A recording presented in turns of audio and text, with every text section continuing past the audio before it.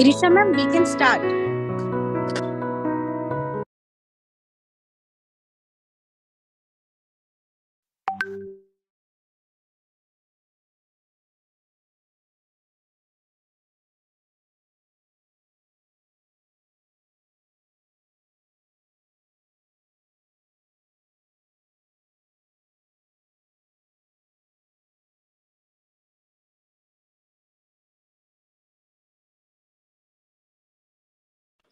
Hello, Irisha ma'am.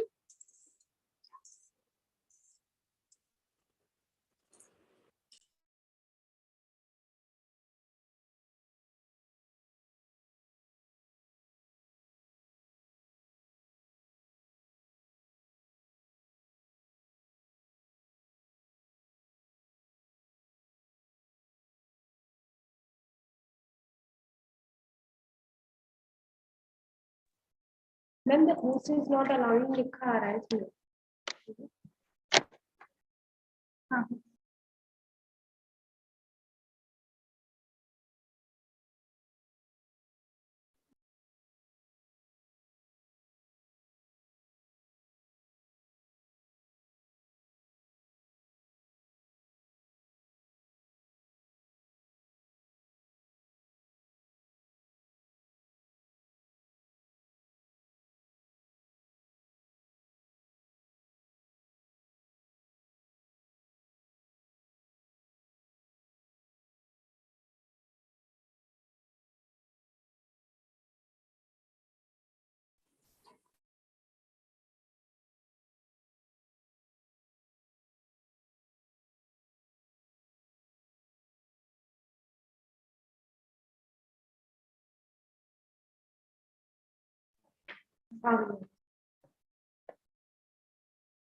Good afternoon, everyone. Good afternoon, everyone. Myself, Irisha Charan, leading as a clinical instructor in the Academy of Nursing Sciences and Hospital. Today, we have all gathered here for exploring our knowledge regarding interpretation of ECG. Before moving ahead, I would request to all the students to make proper discipline and coordinate with us. Do not unmute your mic between the entire session and do concentrate in this. And if you're having any sort of doubt, do message us in the chat box or in the Q&A box. Before proceeding further, I would like to thank our Almighty God. So we'll start with the lamp lighting song. I would request Ishaq sir to start with the lamp lighting song.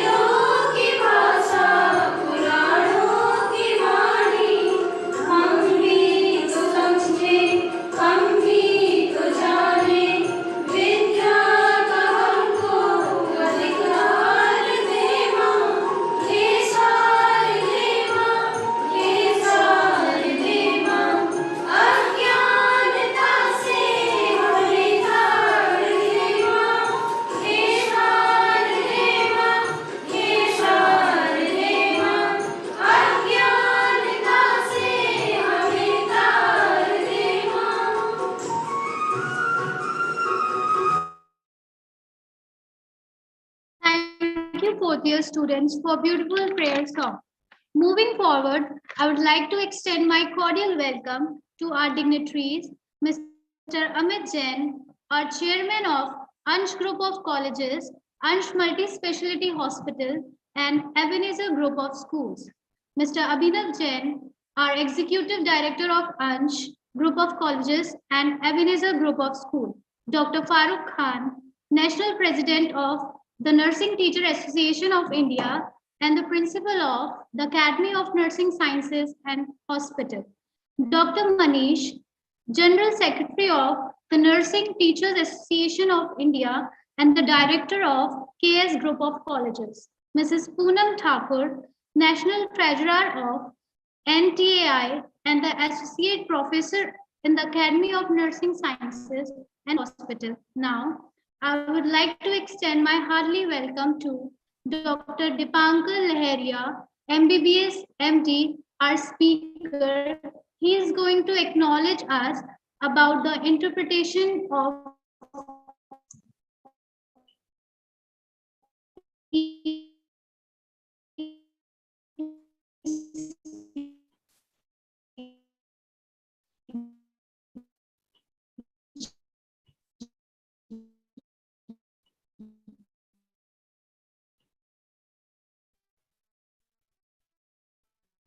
our moderate professor in Sophia College of Nursing, member of NTAI.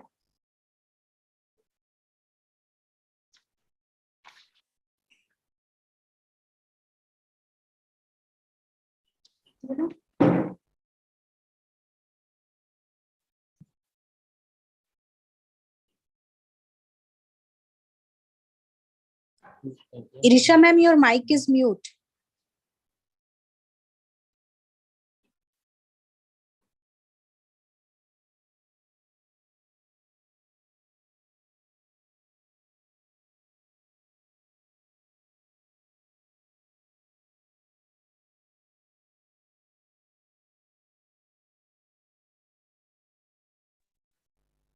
I would like to Dipankar Laharia, ECG. Our moderator, Dr. Neha Dubey, NT.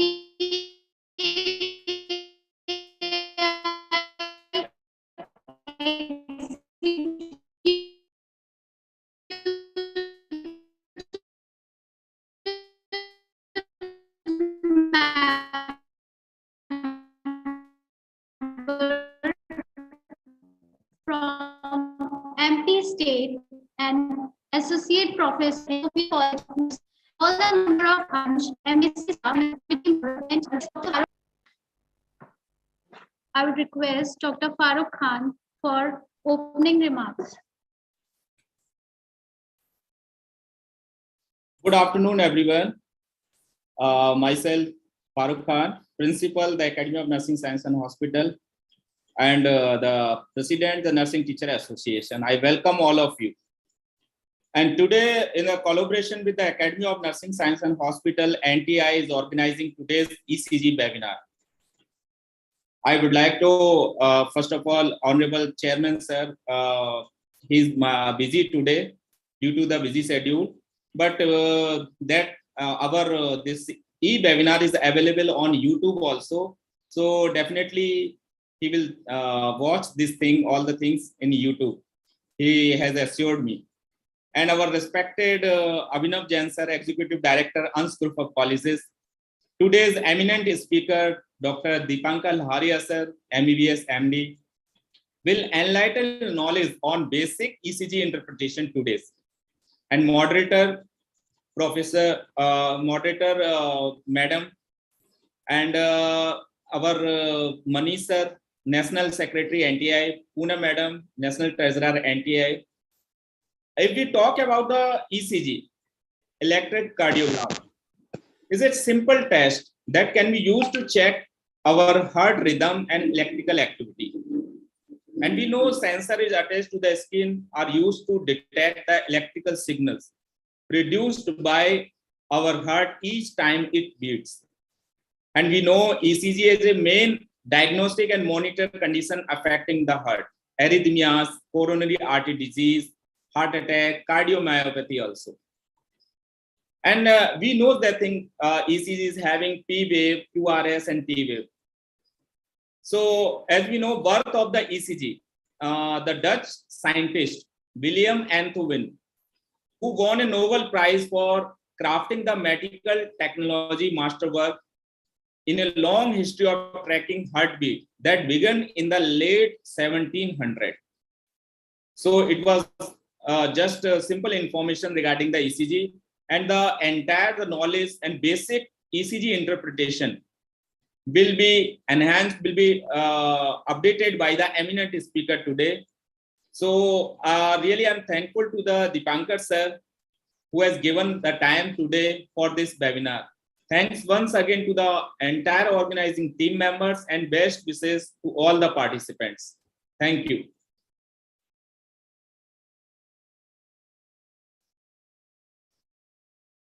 Thank you, sir.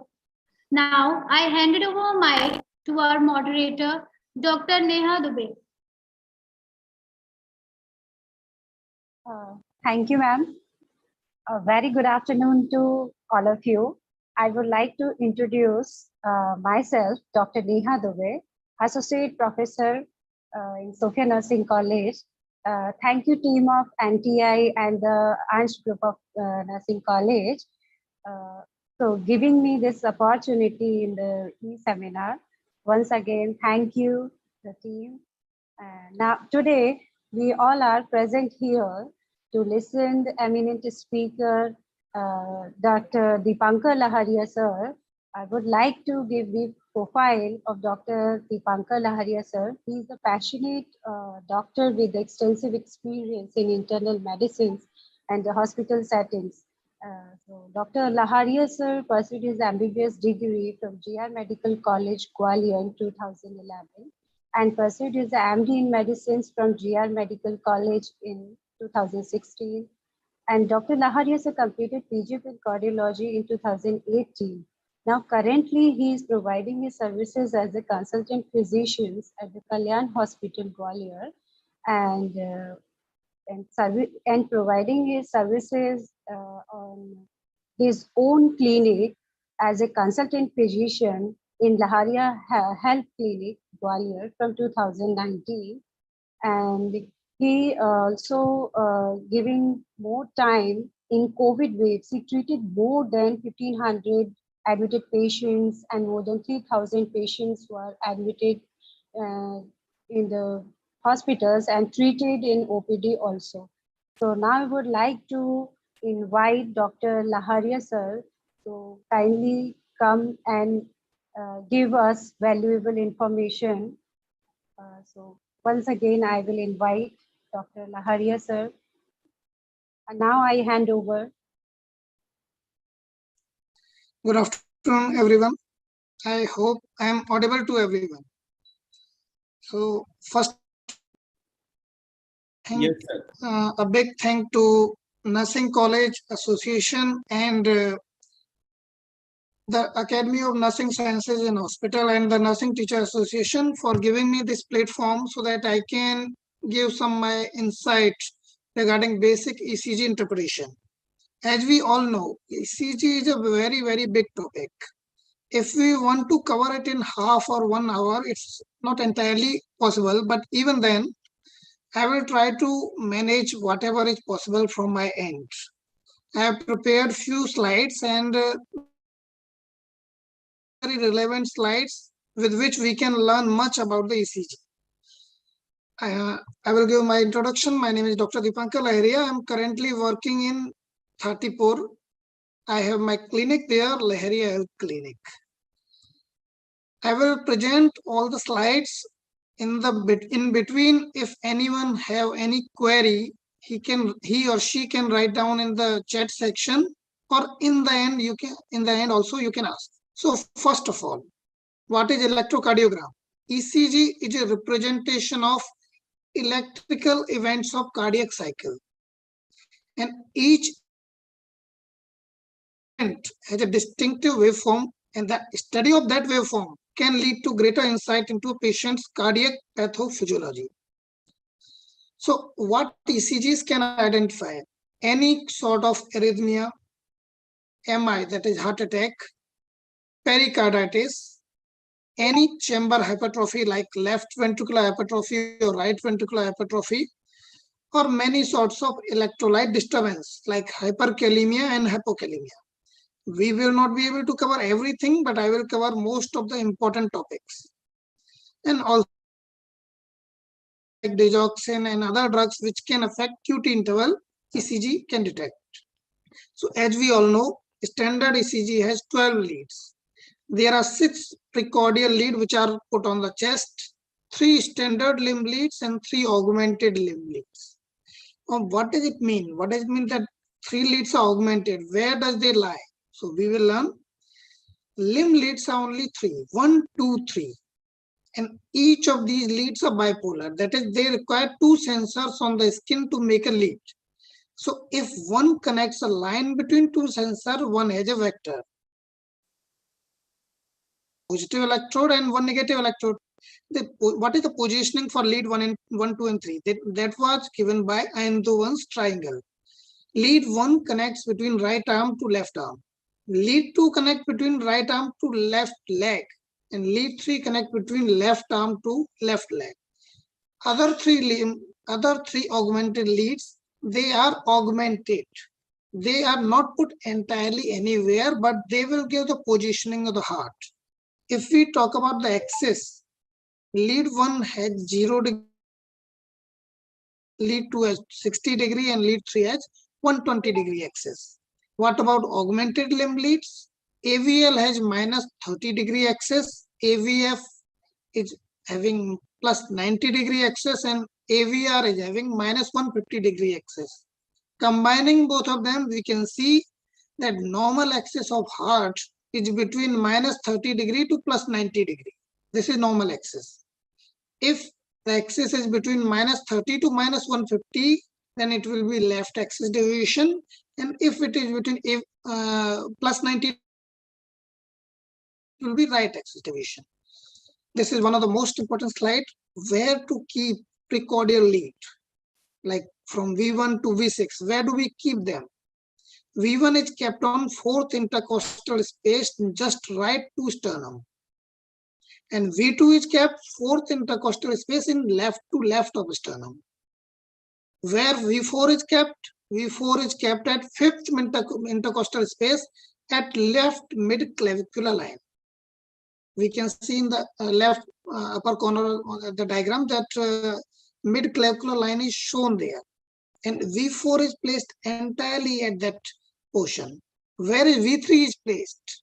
V3 is placed between V4. V5 is placed at the level of V4, not above, not below, at left anterior axillary line. We can see in the diagram also.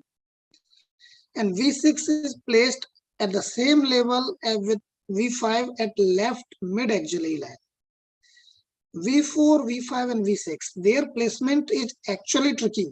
If we don't place them at the right place, we will not get the right interpretation. So just look at this diagram carefully. V4, V5, and left mid-clavicular line, anterior axillary line, and mid-axillary line. These are the 3 points which we have to remember.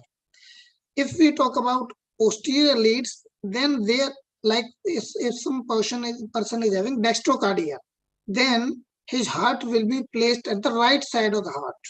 Then the position will be just reversed. We can see in the below diagram, which is given the left side. Now we will talk about ECG paper.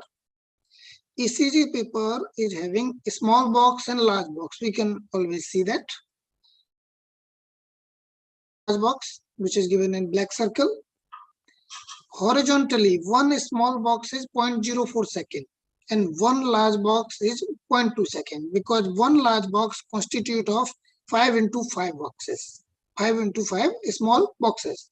So one large box equal to 0.2 seconds. So if we are talking about 1 second, then we have to cover 5 large boxes. If we talk about vertically, then one large box equal to 0.5 millivolts. And if we want to cover 1 millivolts, then we will have to keep 2 large boxes together. So clinical interpretation of the ECG. Accurate analysis of ECG requires thoroughness and care. Patient's age, gender, and clinical scenario should be taken into account. Many mistakes in ECG interpretation are errors of omission, because we do something wrong. So what we have to do, we have to just keep those leads and first check whether they are placed right or not.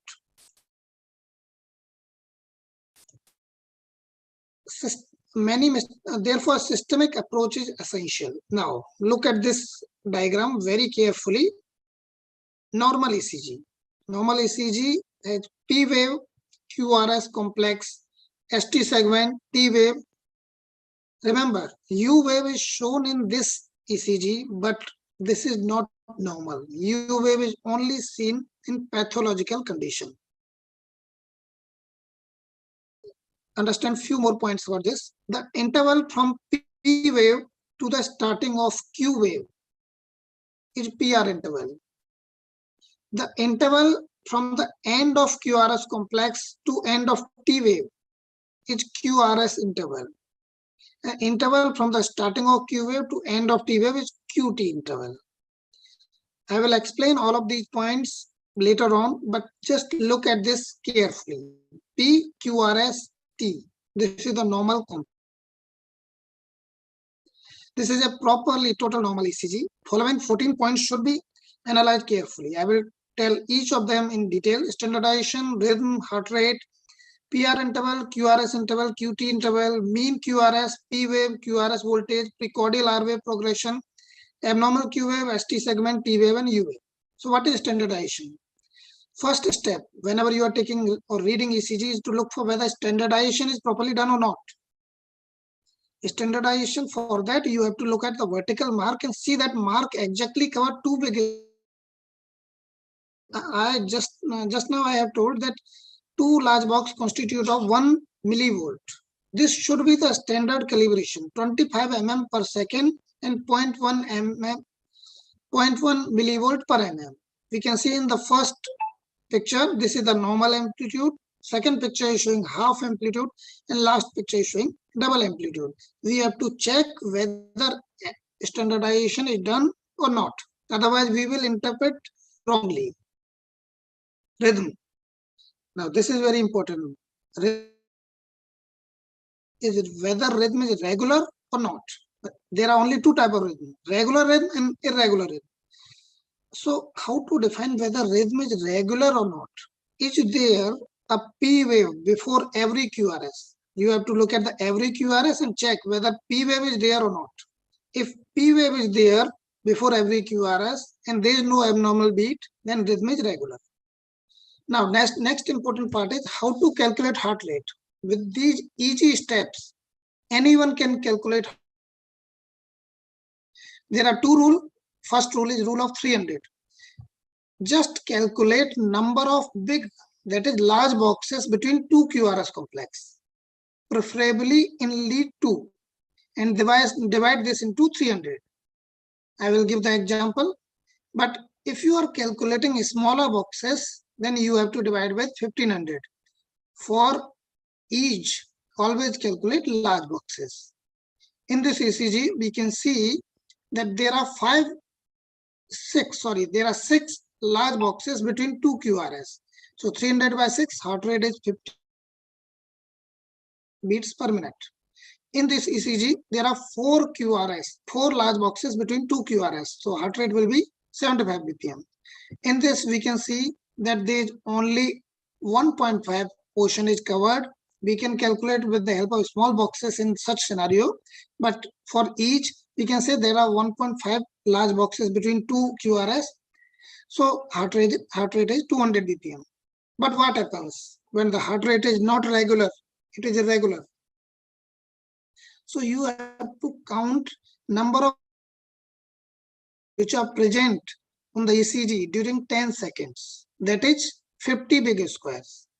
So, and multiply them by 6. Like in this ECG, if we look at the big lead, then we can calculate that in 10 seconds, 33 QRS complex were there. We will multiply that by 6 and we will get the answer 198 beats per minute. Now, this is very important, PR interval. From the starting of P wave to starting of Q wave.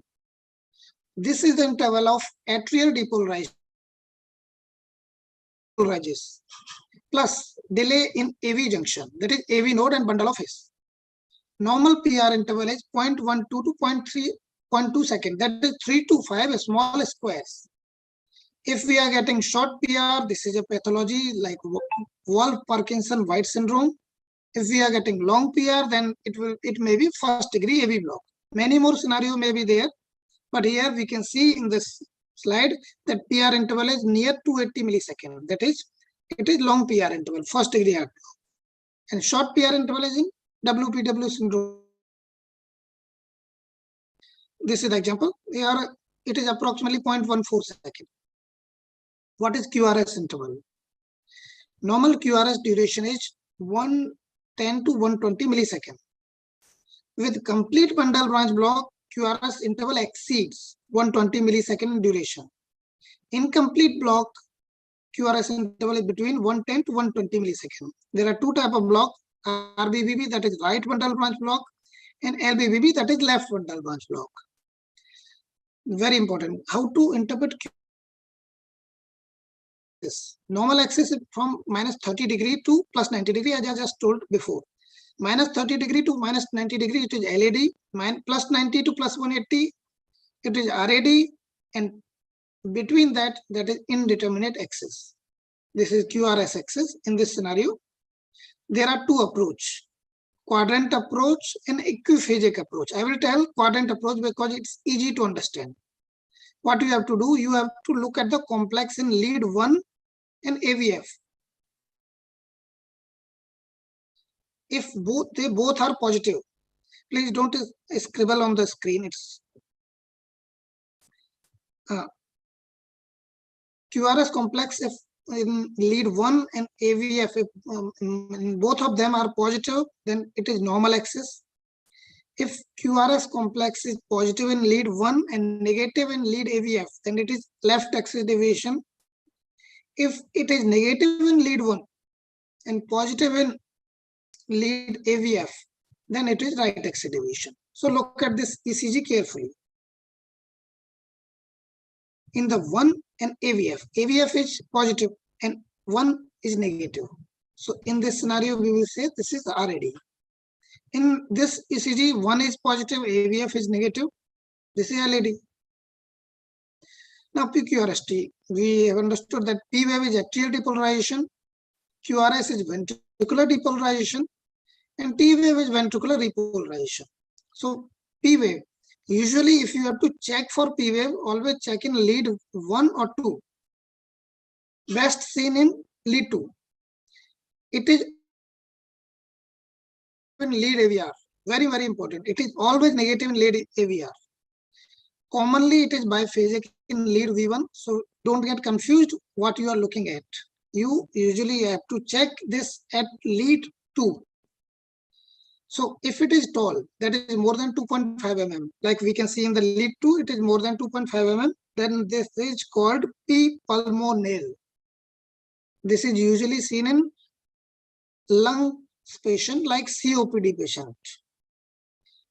And this is another example of that enlargement. Now, in P mitral, that is another type of P wave. The P wave is bifid, that is notched, P mitral. Now, this is about QRS complex. This is normal QRS complex in lead V1 and lead V6. I will tell about this. Normal QRS pattern in precordial lead always follow an orderly progression from right to left. What does it mean? In lead V1 से लेकर V6 तक में QRS complex का जो pattern है बहुत ही specific होता है. From lead V1 to V4, R wave progression is there, and from V1 to V3, then it diminishes.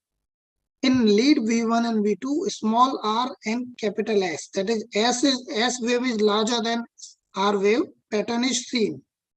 In lead V5 and V6, R wave is larger than S wave, and sometimes S wave is not there. Like we can see in this normal ECG. We can see in lead V1, R wave is very small in amplitude, while in lead V6, R wave is fully grown. And if we look carefully from V1 to the length of R wave is getting increased, while length of S wave is getting diminished. ST segment. ST segment is usually flat, that is isoelectric. This is very important segment to understand heart attack patient like MI patients. These are the variable shapes of ST segment elevation and acute myocardial infarction. Any of these patterns can be seen. What about T wave? You just have to understand one important point. Usually T wave follows the direction of QRS complex. It is usually after QRS complex. It is an amplitude of this is never about 10 mm. We can see in every of the each lead of this ECG that T wave is after QRS complex. What about U wave? I told that this is a pathological wave. U wave is related to after depolarization, which follows. They are usually small, round, symmetrical, and positive in lead to same direction as T wave, never in opposite direction, and more prominent at slow heart rate, usually seen in hypokalemia. That is when potassium level is low. Now we will briefly look at the acute coronary syndrome, that is heart attack. This is a normal ST segment. You can see that QRS complex and ST line is isoelectric. In this, ST segment is elevated V1, and in this ST segment is depressed below the baseline. We can see in this first diagram, T wave is upright. In second diagram, T wave is inverted. So acute coronary syndrome are of three types: ST elevation, non-ST elevation without any elevation, and unstable angina. In ST elevation, we usually order CPKMB, TROP-I, and those enzymes are usually elevated. In non-ST elevation MI, also cardiac enzyme will be elevated, but ST depression will be there. And angina, there will be no specific ECG changes, but cardiac enzymes will be normal. This is very important. What we sometimes mistake that if patient is having normal ECG changes and cardiac enzymes are normal, then patient is having nothing. No, patient can still have unstable angina based on the symptoms and clinical profile. So ECG is the first point of entry into ACS algorithm. Remember, neither 100% sensitive nor 100% specific. What does it mean? If a patient is having normal ECG, it doesn't exclude acute coronary syndrome. Can have normal ECG in initial few hours. So if you are suspecting heart attack, always repeat ECG after 15 to 30 minutes. One more point, ECG represents single point in time. It needs to be read in context. Many a time what happens that from the hospitals I visit, they send me the ECG and tell me what is there in the ECG. ECG can't be read without understanding patient's clinical profile. You have to understand what patient is having and correlate clinically. Sensitivity of single ECG for acute anti-AVL MI is only 60%. That in initial phase, it can give false negative result. ECG may be normal and patient may be having MI. Also, if patient is having MI specific changes, even then there is 10% chance that patient may not have MI. So what are the guidelines? ECG should be done immediately.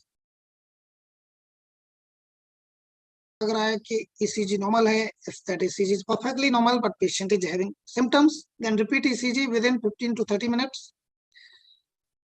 If you are having facility of 12 lead continuous ECG monitoring, it will be better alternative.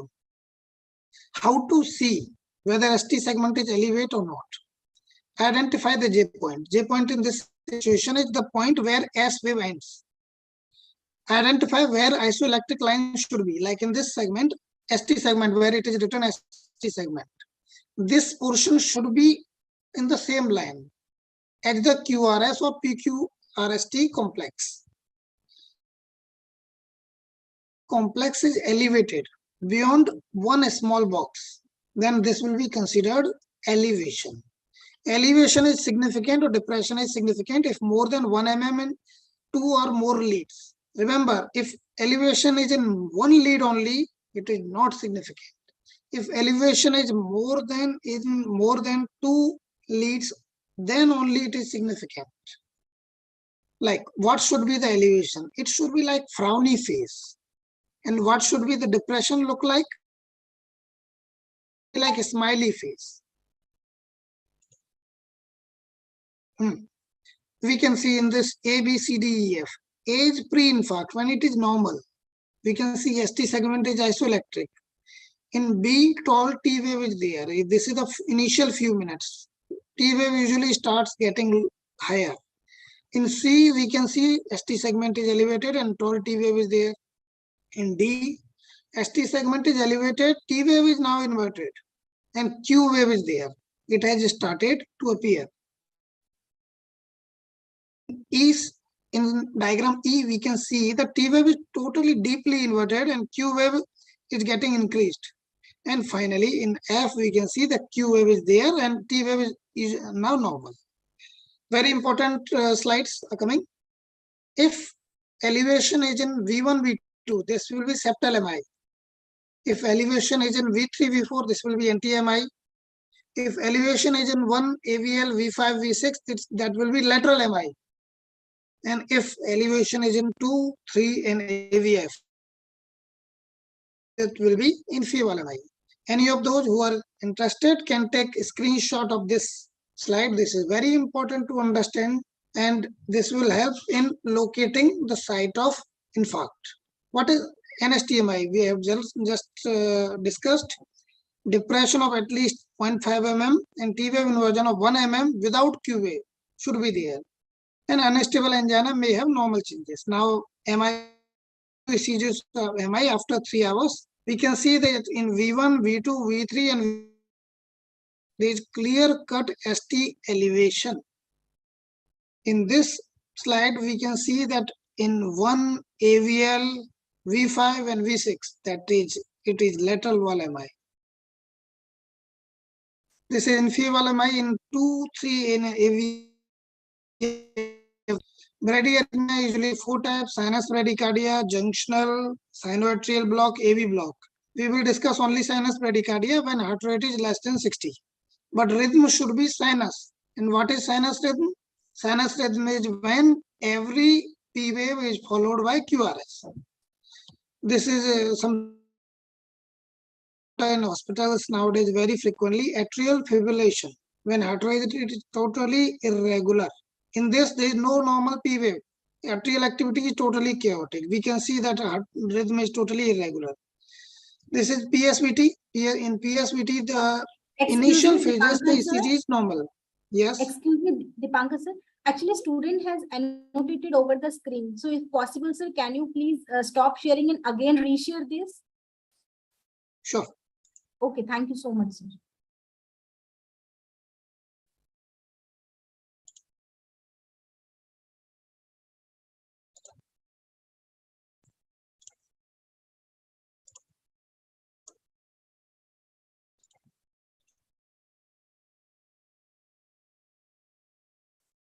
I hope everyone can see.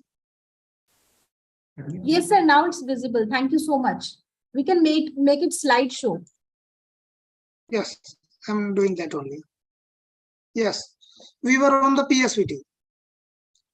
PSVT is when paroxysmal supraventricular tachycardia rate is in the initial few large boxes. We can see the heart rate is normal, then often triggered by a PSE, which is not seen here, and the P waves are lost.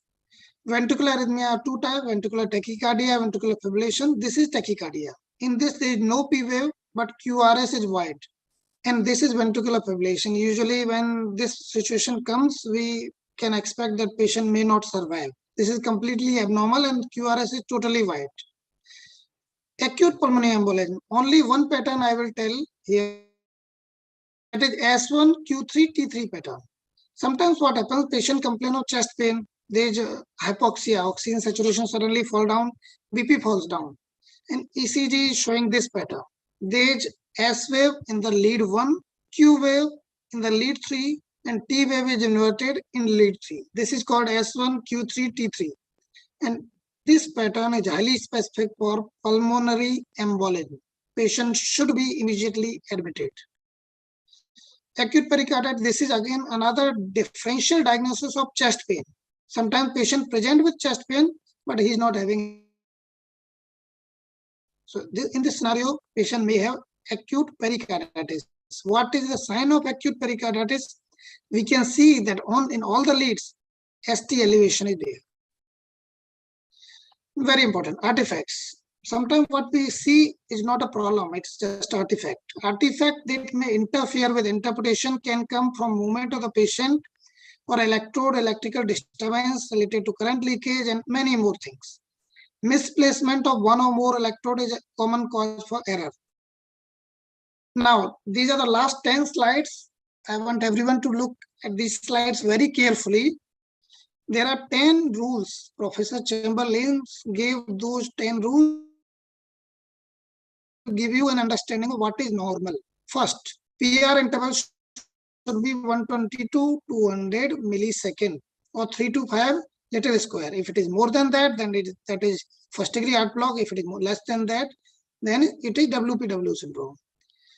Width of QRS complex should not exceed 110 millisecond, less than 3 liters square. If it is more than that, then it is pathological. Then it's a problem. QRS complex should be dominantly upright in lead 1 and AVF. Then it will be normal axis. Negative in lead 1 or negative in lead AVF, then it will be axis change, which is abnormal. QRS and T wave should have same general direction as in limb leads. Very, very important. What happens when many times nursing staff or even doctors do the ECG, they just reverse the leads and AVR is coming positive. Now everything is changed. Interpretation will be totally false. So whenever you are looking at ECG, just look at the AVR. All waves should be negative in this. If all waves are positive in this, either you have misplaced limb leads, you have reversed limb leads. And if it is all right, then it is pathological. R wave should grow from V1 to V4 at least. And S wave should grow from V1 to V3, but shouldn't be appeared in V6. ST segment should be isoelectric. If it is elevated or if it is depressed, both are problems. P wave should be applied in V2 to V6 and best seen in lead 2. There should be no Q wave in 1, 2, V2 to V6. These are the leads where Q wave shouldn't be there. And last, T wave must be upright in 1, 2, V2 to V6. Along with these 10 rules, you can just look at any ECG and tell whether it's normal or not. Thank you all for patient hearing. If there is any question.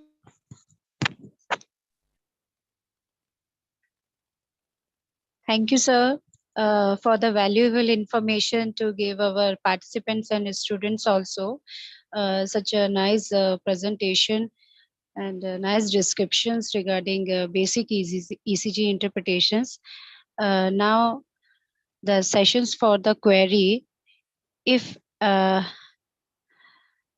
anyone having any query, can you please ask?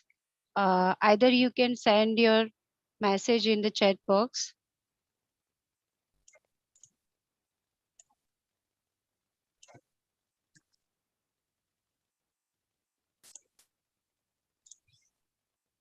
Okay. There is no query regarding these basic ECG interpretations. So now I hand over to the Ms. Irisha ma'am.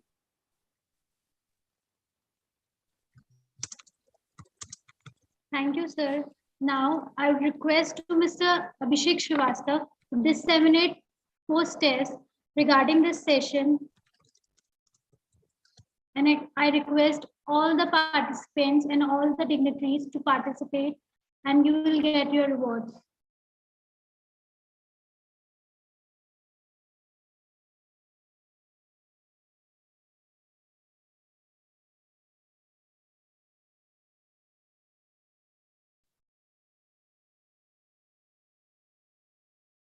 Abhishek, sir.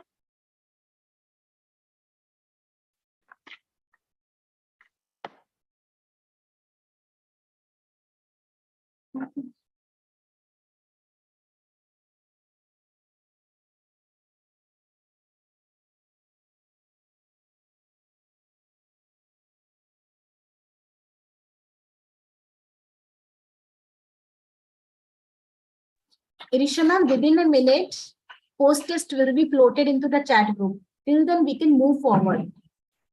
Okay, ma'am. Now, I would request Ishaq sir to please display the token of gratitude for our today's eminent speaker, Dr. Dipankar Laharia.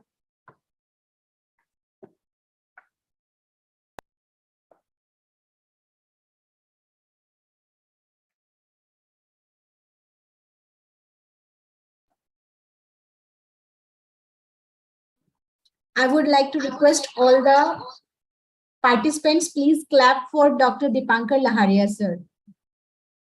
This is a token of gratitude from our college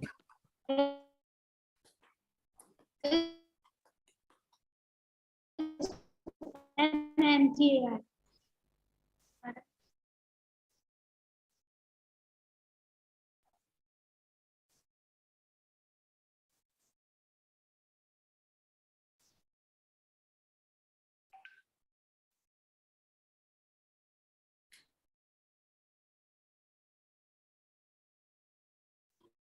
Thank you, sir. Then I would request sir to display the token of gratitude.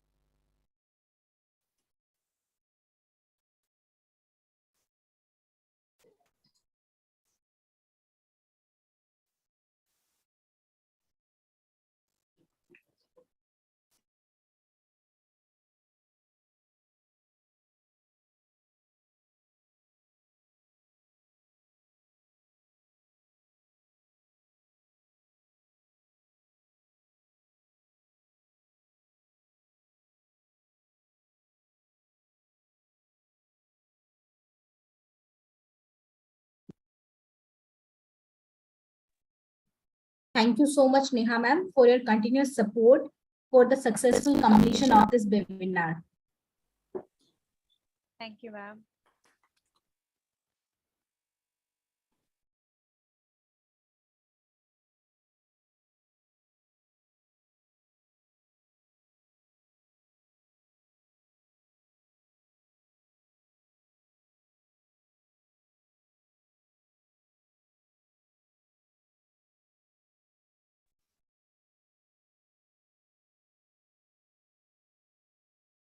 Irisha ma'am, can we move forward? Yes, ma'am. Thank you, sir. Now I surrender my mic to Miss Vaishnavi Saxena to give vote of thanks. Thank you.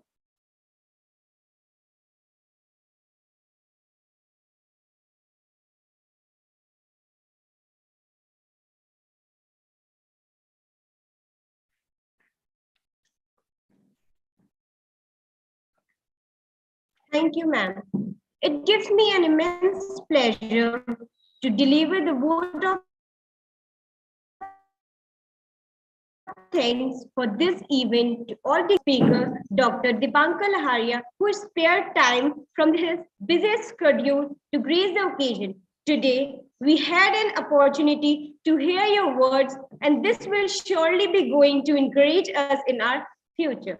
I would like to thank Mr. Amit Jain, our chairman of Ansh Group of Colleges, Ansh Multi-Specialty Hospital, and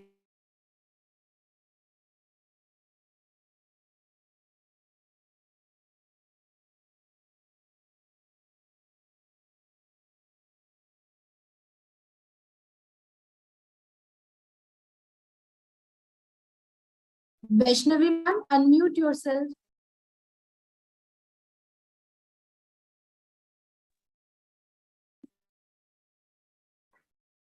I would like to thank Mr. Amit Jain, our chairman of Ansh Group of Colleges, Ansh Multi-Speciality Hospital, and Ebenezer Group of Schools for supporting us continuously. I would like to thank Mr. Abhinav Jain, our Executive Director of Ansh Group of Colleges and Ebenezer Group of Schools for providing immense support to make webinars successful.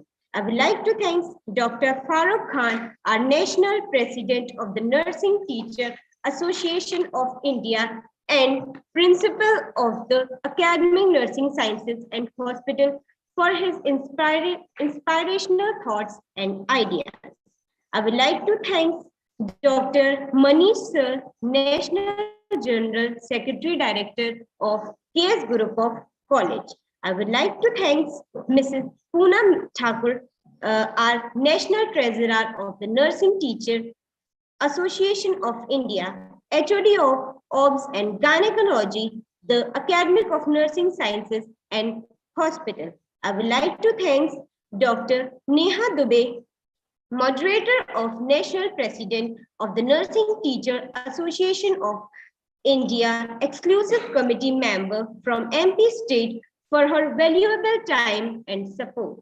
I would like to thank Mr. Abhishek Sir, HOD of Psychiatric, and Mr. Amza Sir, HOD of Pediatric, and Tawfiq Sir, MSc Nursing staff for technical help. I would like to thank Mr. Ishaq Sir, MSc Nursing staff for technical support. I would like to thank author of the day, Ms. Arisha Charan, clinical instructor, who beautifully spoke about everything, and all the teachers and non-teaching staff, all the dignified participants for various parts of the country. Thank you.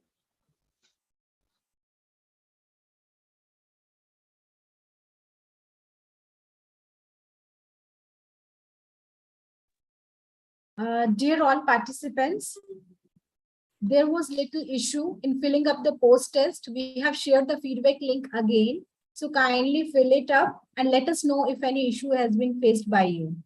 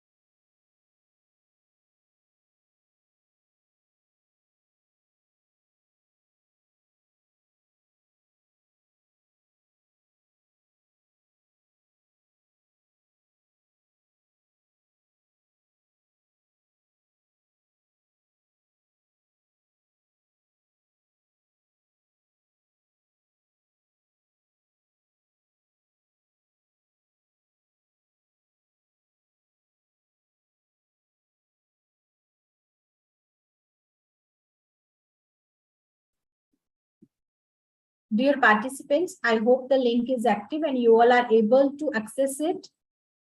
So if it is yes, you can fill the post test, and after filling up that, you will receive the certificate. Thank you everyone for joining us and spending your valuable time. Thank you very much, Dipankar Laharia sir, for imparting the valuable knowledge today. Thank you so much, Neha Dubey ma'am, for your cooperation and support throughout the webinar. Thank you so much. In future, we will look forward for the more such webinar activities with you. Thank you, everyone. The meeting has been adjourned now.